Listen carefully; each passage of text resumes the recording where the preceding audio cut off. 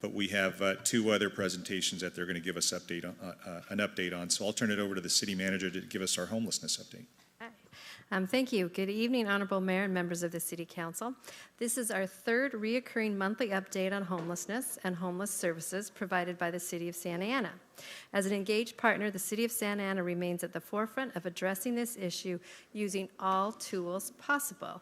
And you'll see I have joining me Mr. Ken Gaminsky, who we brought in to specifically oversee our new expanded efforts in this area. He's going to, are you as good as Daniel? Do you know how to load the presentation, Ken? So, overview of what we want to talk to you about tonight. We want to update you on the quality of life team activities and highlights. We want to talk about our new SMART team. And we want to tell you about the date for the County of Orange Point in Time, which was delayed from January, and then cover ongoing homeless services provided by the city, as well as give you an update on the construction of our permanent Carnegie shelter. With that, I am going to turn it over to Ken Gaminsky, and he is going to handle the quality of life team highlights and also introduce to you the City Net Smart team who are in the audience tonight.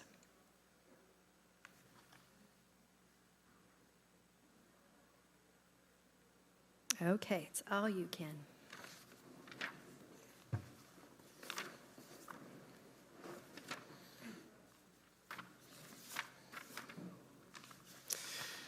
Thank you, Madam City Manager, and thank you, City Council. Our Quality of Life team, also known as COLT, remains active and engaged in all areas within the city. By looking at this slide, you'll see that in December, our Quality of Life team continued its daily coordinated responses throughout the entire city. During December, COLT contacted 251 individuals currently experiencing homelessness, providing outreach services as well as enforcement action when necessary. 307 individual cleanups of various sizes occurred. These cleanups are generally larger in scale and require more time to perform than the routine public works responses. COLT also issued 61 arrests or citations for various misdemeanor offenses and placed or assisted into some form of shelter 69 individuals. Some of the highlights for January. A multi-agency outreach and cleanup event occurred last month in cooperation with CHP, Orange Police Department, Caltrans, the Orange County Healthcare Agency, and our partner CityNet. The team started off the morning at Hart Park, where several individuals were contacted, but only one accepted shelter. The team then moved into the Santiago Creek area, underneath the 22 freeway and under the train tracks, where Caltrans and Santa Ana City Crews cleaned the area of any abandoned property and graffiti with the support of the California Highway Patrol. The team then moved further and found large encampments located under the Broadway and 5 freeway bridge overpasses. 12 individuals were arrested, and an additional 23 individuals were contacted by CityNet and again offered services. The individuals that we contacted on that morning were very similar to a majority of the individuals we continue to contact daily, and we found the population to be service resistant. However, with our partner CityNet, they have continued with case management resources to try to move that resistant population towards some type of shelter. Starting January 19th, Union Pacific Railroad cleanups began being performed throughout the city 5 days a week, Monday through Friday, beginning in the early morning hours. When individuals exit railroad property, generally they're allowed to sit and remain on the railroad or on the city property until the railroad cleanup is done. During these cleanups, we're using that opportunity for our outreach partners and our COLT team to engage all of these individuals. It's the intent of this program that individuals choosing to reside on the railroad tracks are again educated to the illegality of this concept. They are offered services, and crimes discovered or observed are addressed.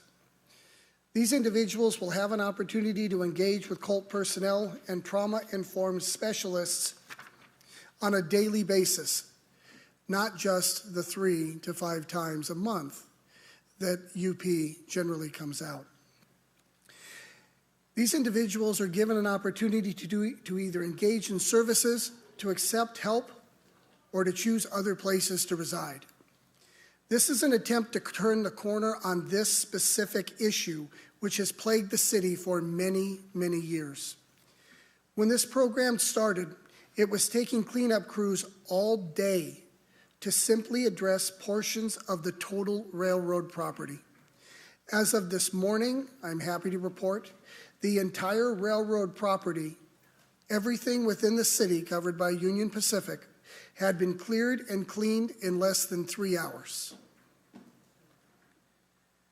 Lastly, of note, the Honorable Judge Carter has been busy visiting sites in Santa Ana, including East First Street, the railroads, the Carnegie Homeless and Navigation Shelter Center. Judge Carter expressed his appreciation to the contractor, Jeffrey Ogolnik, who continues to work tirelessly to bring that Homeless Navigation Center to reality. Carter also was impressed, as we spoke at length, about the size and scope of what that shelter will mean, not just for Santa Ana itself, but for the individuals that choose to seek shelter there, based on the amount of service providers that will have access to that site.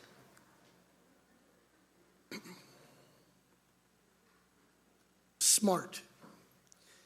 Santa Ana began its enhanced partnership with CityNet on December 1st. Santa Ana's newly formed SMART program, Santa Ana's Multidisciplinary Response Teams, is a pilot program between the City of Santa Ana and CityNet. The program is our newest effort to provide trauma-informed care services to address homelessness within the city.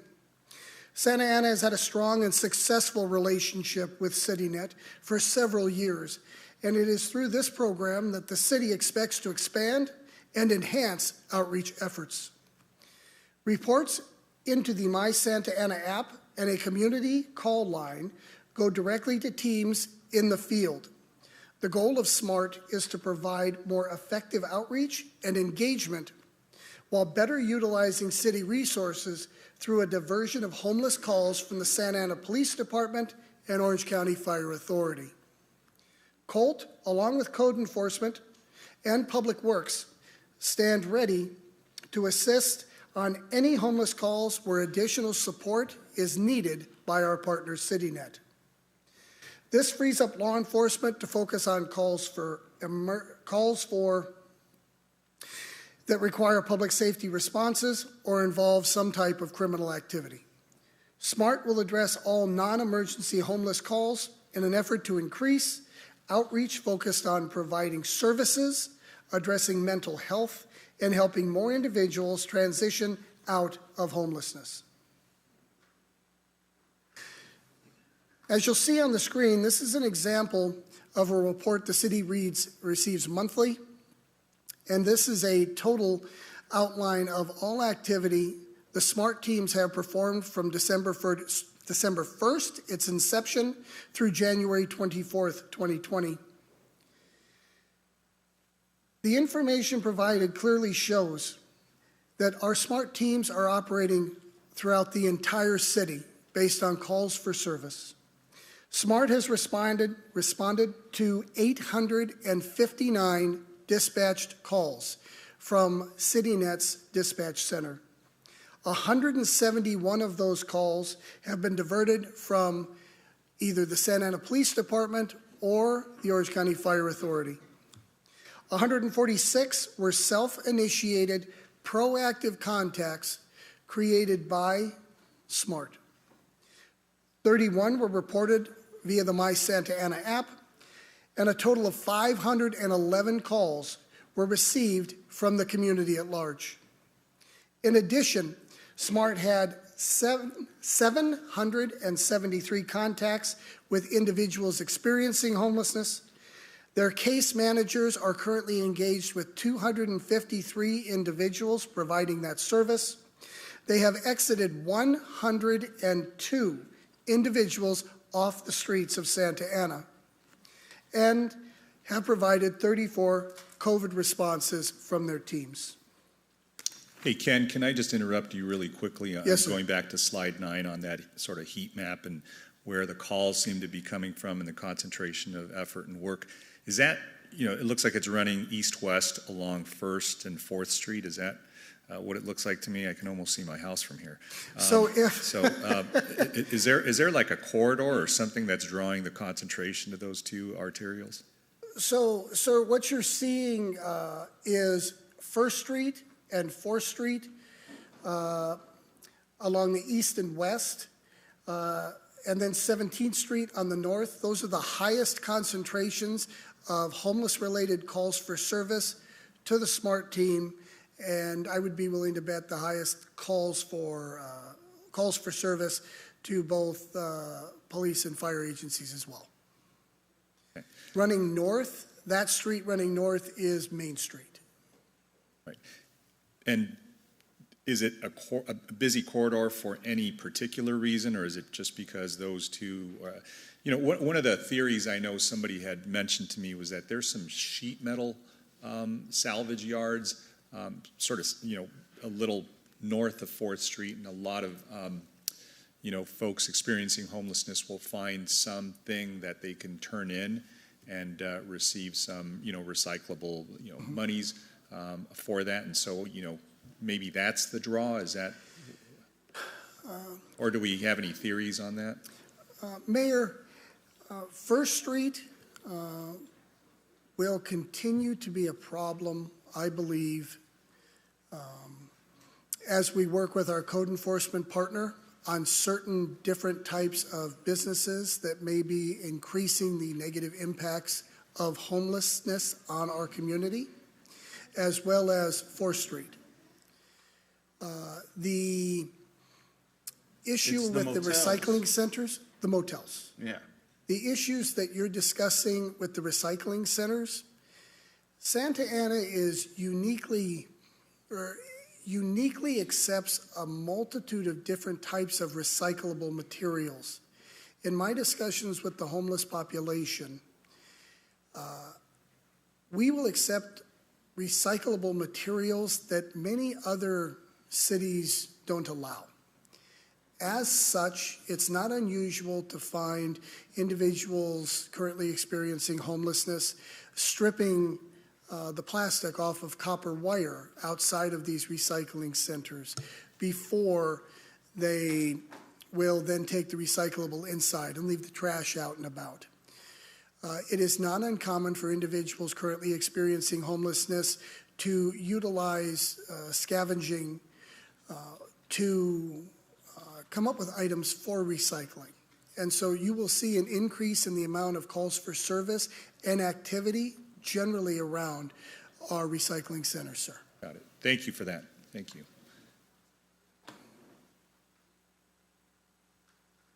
I would like to take this opportunity, if I could have the individuals stand up when I call your name. I'll be introducing some of the individuals that are responsible for the current successes of our SMART teams in Santa Ana. Brad Fieldhouse, who is the President and Executive Director of CityNet. Yoli Negrete and Meg Munoz. They're regional program supervisors for our SMART team. I have an opportunity to work with these outstanding ladies almost every day. Our city could not be any better served than by these fine supervisors. We also have Amy Hurtado, who is our lead case manager. She routinely works day in and day out with not the immediate responses to homelessness, but going back over and over, trying to get individuals to get document ready, to go to their appointments, to take them places so that we can move them out of their current status. We also have Natalie Malouf and Kiara Gray, who are both case managers and involved in outreach and engagement. When our residents call the SMART team, they're getting these professionals that will respond to their calls for service, and we can be sure that when the SMART team responds on the city's behalf, they are offering trauma-informed care and services to individuals currently experiencing homelessness. I am so incredibly proud to have an opportunity to work with this fine staff because they truly do an absolutely amazing job in incredibly difficult circumstances.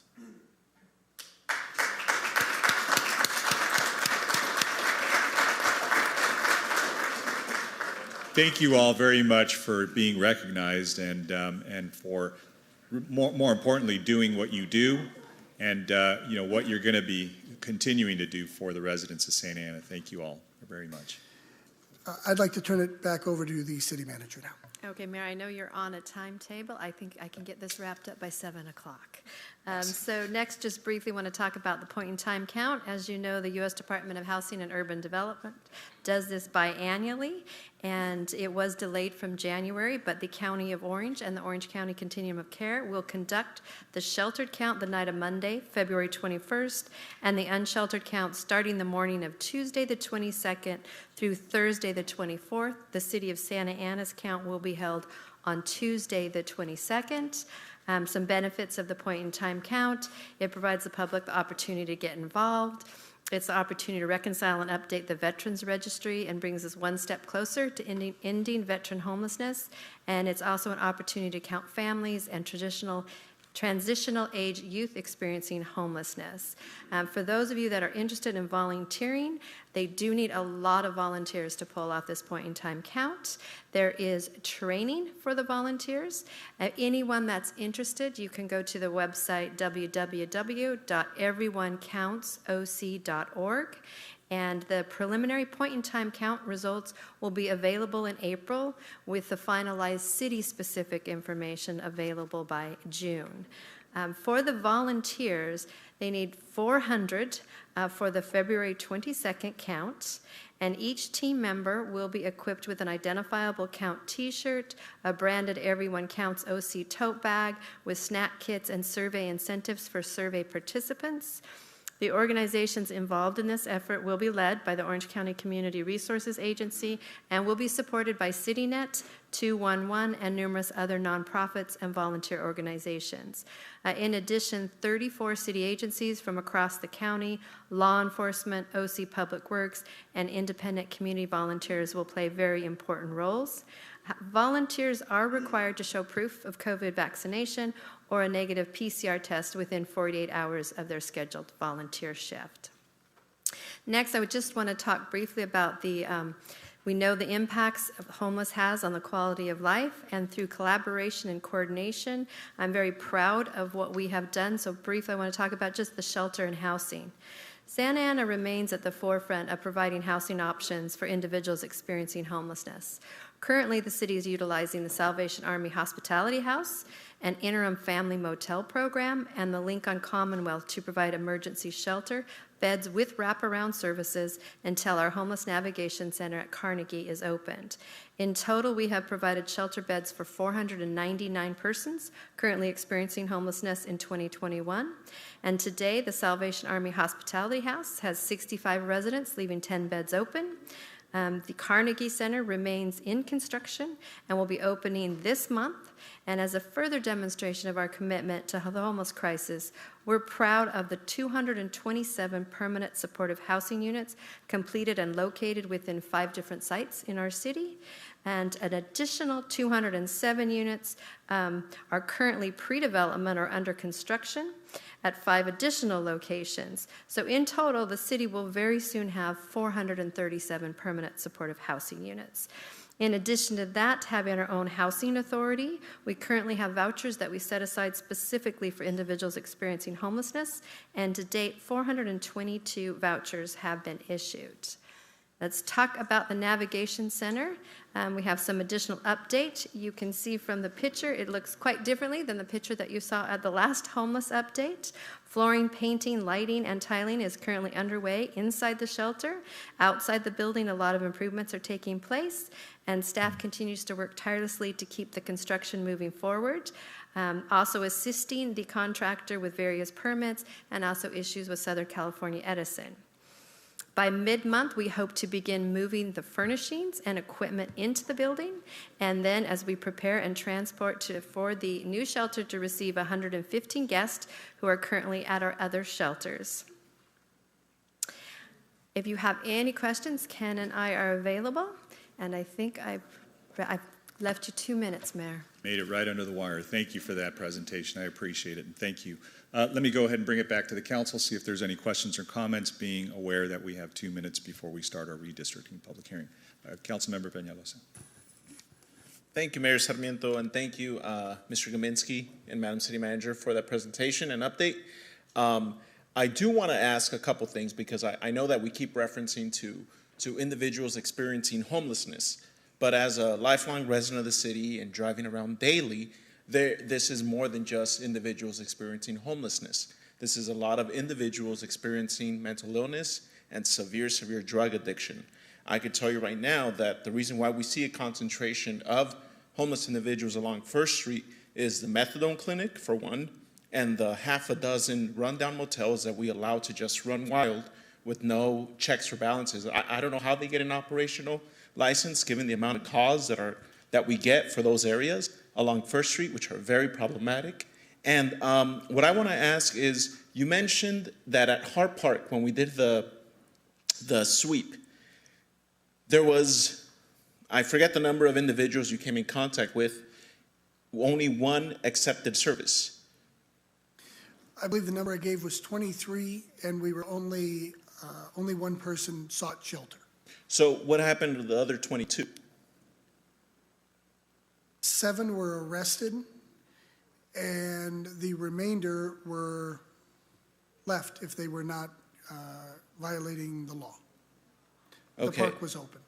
So, but they were they not, I guess, encamping in a public park?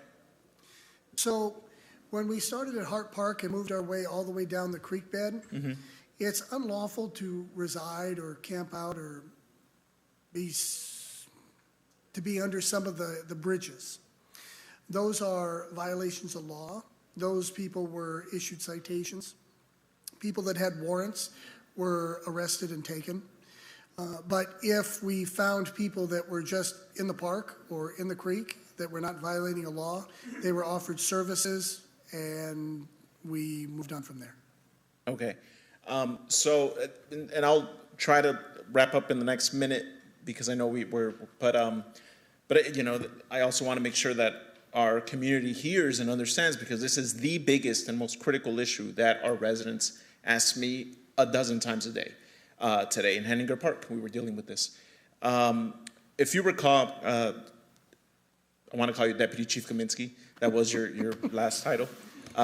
When we did that ride-along early last year, we drove down First Street, and I remember that there was about, we came across a crowd of about 12 individuals by one of the motels, and a young woman had a bag of fentanyl in her panty lining, and she took it out, and she was high out of her mind, and all her friends were as well.